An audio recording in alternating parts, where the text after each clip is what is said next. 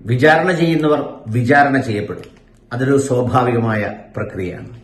ഞാൻ കഴിഞ്ഞ ദിവസം ഷഹനാസിന്റെ വെളിപ്പെടുത്തലുമായി ബന്ധപ്പെട്ട് ചില കാര്യങ്ങൾ ഞാൻ പങ്കുവച്ചു. ആവേശം പ്രതികരണത്തിന്റെ പാരമ്യതയിലേക്കെത്തി പലരും നൽകുന്ന പ്രേരണകൾ, അല്ലെങ്കിൽ നമുക്ക് നൽകുന്ന ഉപദേശങ്ങൾ, അല്ലെങ്കിൽ നമ്മുടെ ചില ലക്ഷ്യങ്ങൾ, അത്തരം സംഗതികൾക്കൊക്കെ വളരെ പൊടുന്നനെ ചാടി വീണ് പ്രതികരിച്ച് കടന്ന് സംസാരിക്കുകയും ഒക്കെ ചെയ്യുമ്പോൾ സ്വാഭാവികമായി അങ്ങനെ സംസാരിക്കണമെങ്കിൽ നമ്മുടെ സ്ലേറ്റും അല്ലെങ്കിൽ നമ്മുടെ പ്രതലവും അത്രമേൽ ക്ലീനാണ്, അല്ലെങ്കിൽ അത്രമേൽ ക്ലിയർ ആണ് എന്ന സ്വയം ബോധ്യം നമുക്കുണ്ടാവണം. ചിലപ്പോൾ കാലങ്ങളുടെ വ്യത്യാസം ഉണ്ടാവാം. നമ്മൾ ഇന്നൊരാളിനെ കടന്നാക്രമിക്കുമ്പോൾ നമ്മുടെ ഒരു ഭൂതകാലം അങ്ങനെ നിൽക്കുന്നുണ്ടെങ്കിൽ എല്ലാ വർത്തമാനവും ഭൂതകാലത്തിന്റെ തുടർച്ചയാണ് എന്ന് പലപ്പോഴും നമ്മൾ വായിക്കാറുണ്ട്, എഴുതാറുണ്ട്.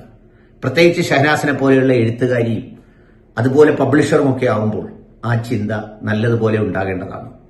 ഞാൻ പറഞ്ഞത്, ഈ രാഹുൽ മാങ്കൂട്ടത്തിൽ വിഷയത്തിൽ അദ്ദേഹം ജാമ്യത്തിൽ ഇറങ്ങിയ ശേഷം അദ്ദേഹം പ്രതികരിച്ചപ്പോൾ ചില വൈകാരികമായ പരാമർശങ്ങളിൽ ഷഹനാസും ഒക്കെ ഉൾപ്പെട്ടതിന്റെ പേരിൽ പിന്നെ പത്രസമ്മേളനം വിളിച്ച് അതിരൂക്ഷമായ ഭാഷയിൽ, എന്ന് പറഞ്ഞാൽ ആ ഭാഷയും ഒരു ശൈലിയും നോക്കുമ്പോൾ എന്തോ വളരെ കടുപ്പത്തിൽ ശക്തമായ വ്യക്തിപരമായ എന്തെങ്കിലും തരത്തിലുള്ള അനിഷ്ടമുണ്ട് എന്ന് തോന്നിപ്പിക്കും വിധമുള്ള ഭാഷയും ശൈലിയുമാണ് ഷഹനാസ് ഉപയോഗിച്ചത്.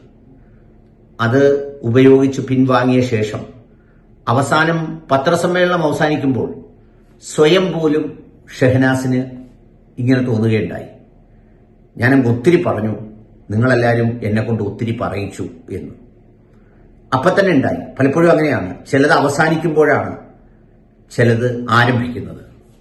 അപ്പൊ ഏതായാലും അങ്ങനെ പറഞ്ഞ് പത്രസമ്മേളനം അവസാനിപ്പിച്ച് പിരിഞ്ഞ ഷഹനാസിനെ പിന്നീട് പല വാർത്തകളും പല കുറിപ്പുകളും ഇങ്ങനെ മുൾമുനയിൽ നിർത്തുകയാണ്. ആ മുൾമുനയിൽ നിർത്തുന്നതിൽ രാഹുൽ മാങ്കൂട്ടത്തലിന്റെ തന്നെ പരാതിയുണ്ട്.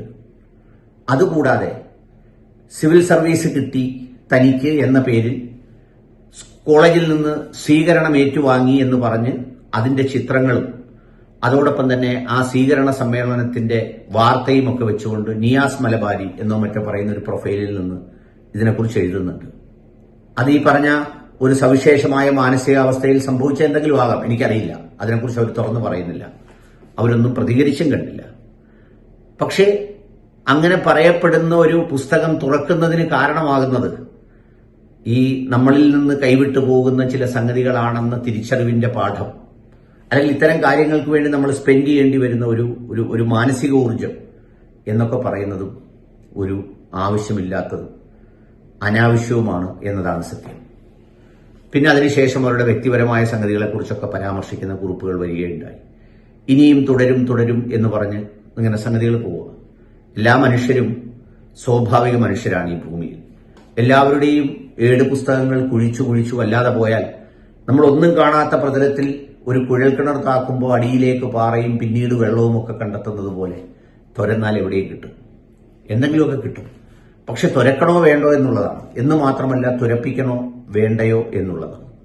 അപ്പൊ അതുകൊണ്ട് അത്തരം ഒരു സംഗതിയുമായി മുന്നോട്ട് പോയി അതിൽ ആവേശം കൊണ്ട് അത്തരം കാര്യങ്ങൾ കാണിച്ച് കുറെ പേരെ അറിയിച്ച് കയ്യടി വാങ്ങിക്കുന്നു എന്നുള്ളതിനപ്പുറത്ത് വീഴുന്നതും പോറുന്നതുമെല്ലാം ഇത്തരം സംഗതികളിൽ സ്വന്തം ശരീരം കൂടിയായിരിക്കും എന്ന ബോധ്യം നിലനിർത്തി അതിനെ കൈകാര്യം ചെയ്യുന്നതാവും ആ കുട്ടിക്ക് നല്ലത്.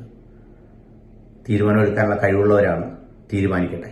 എങ്കിലും ഞാൻ കണ്ടപ്പോൾ പ്രതികരിച്ചു എന്നേ ഉള്ളൂ.